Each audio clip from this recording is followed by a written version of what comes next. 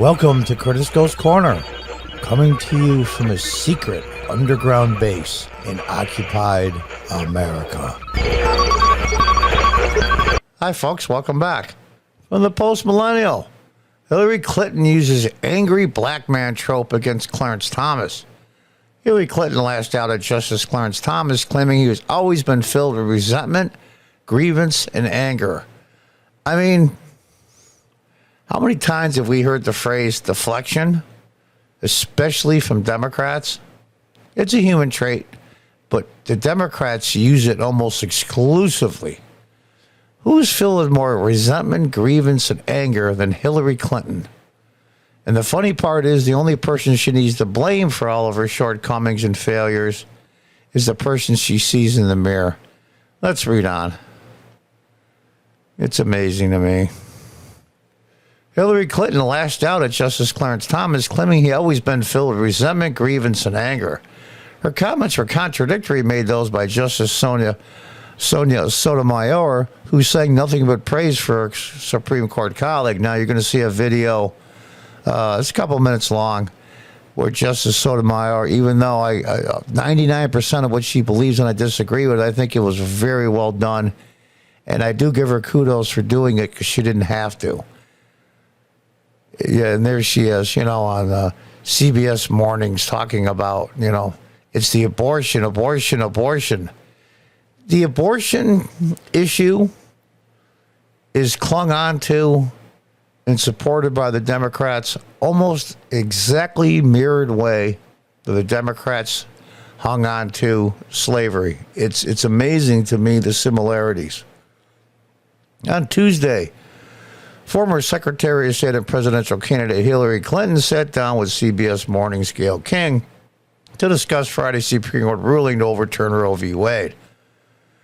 Justice Thomas has sort of floated out there about contraceptive rights, contraceptive and same-sex marriages, but the other justices pushed back to say no. He's really sort of on his own with that. Do you believe that? And Clinton said, well, he may be on his own, but he's signaling as he often did. I went to law school with him, she continued. He's a person of grievance for as long as I've known him. Resentment, grievance, anger, and he has signaled in the past. He might not win the first, second, or third time, but he's going to keep at it. Clinton went on to suggest that people ought to pay attention to Thomas's actions because of his tenacity to jive with the right-wing, very conservative judges and justices and state legislatures. Women are going to die. This is so much bullshit that I can't even tell you.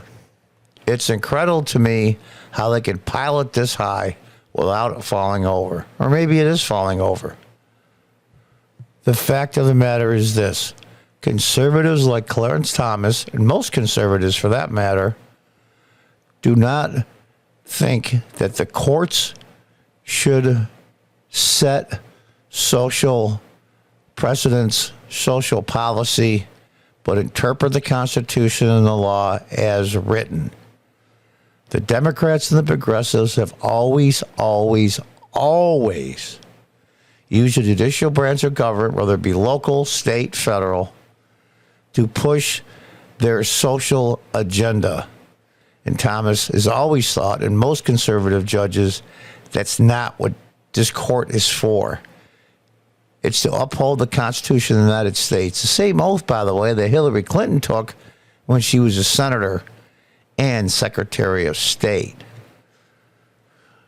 Let's read on. Clinton's comments, which border on painting Thomas as an angry black man, are a far cry from the words Sotomayor used to describe her colleague. Now, I'm going to play this video. I might not play all of it, but I think you'll get the idea.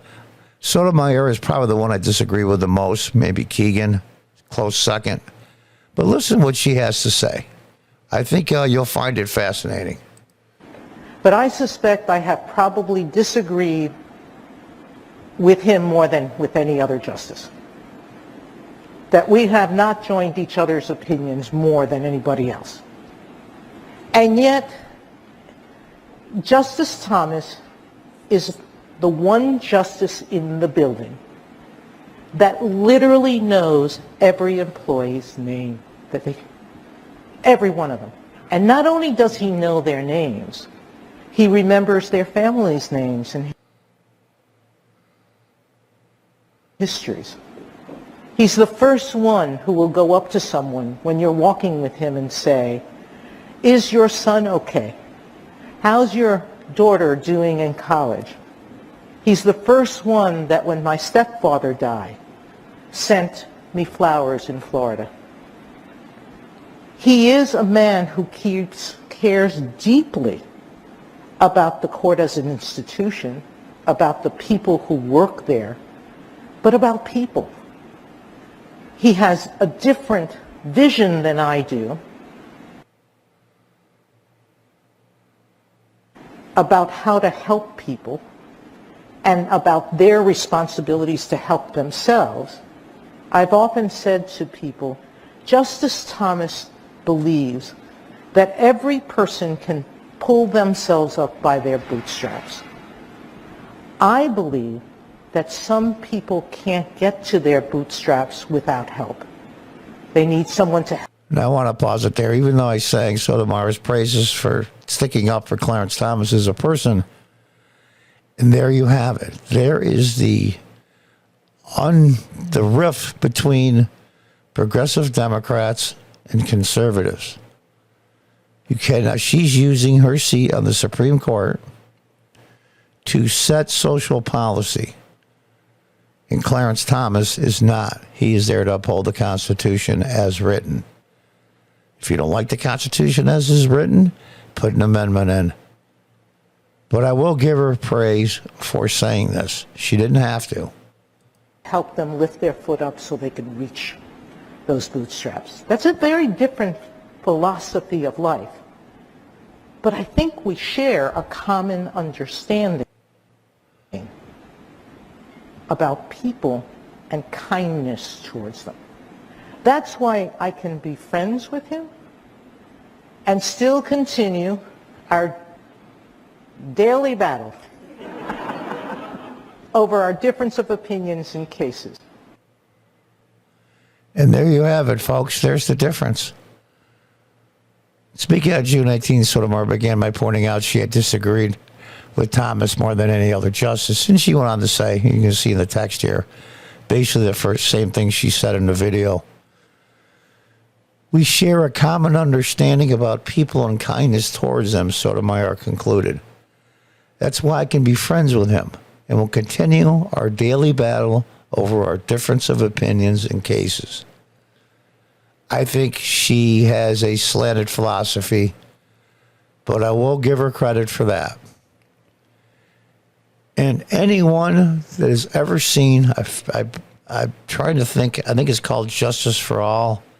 It's the documentary on Clarence Thomas's life.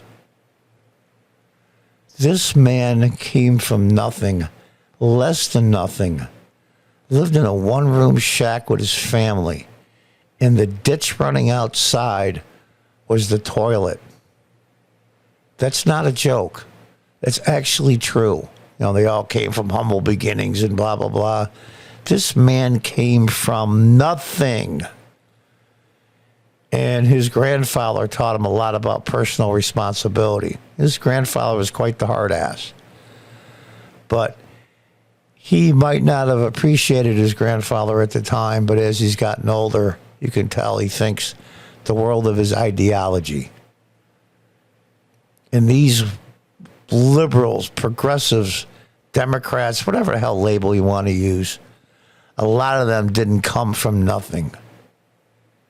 And they're looking down on a man like this. The guy should be on Mount Rushmore, for Christ's sake. Make me swear. He should be on Mount Rushmore. He is holding back.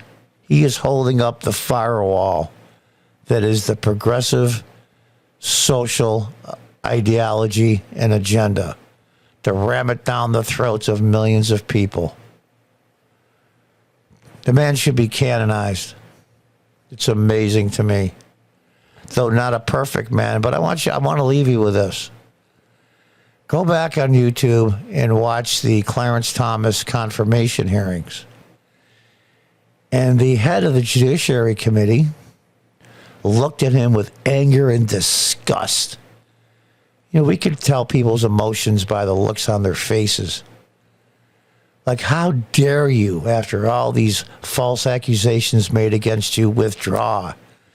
You're a black man that's a conservative. We tell you what to think and how to think. And that person that gave the most venomous, angry attitude towards Justice Thomas was none other than Joe Biden. And sitting directly on his left, arm in arm with him against Thomas, was Ted Kennedy. Go back and look at those videos and see how ridiculous Biden was and how just self-serving moron, basically having the attitude, listen, boy, we tell you what to do and when to do it, and you're not doing it. That was his attitude. And those of you that vote Democrat, think about that. Think about that hard and long.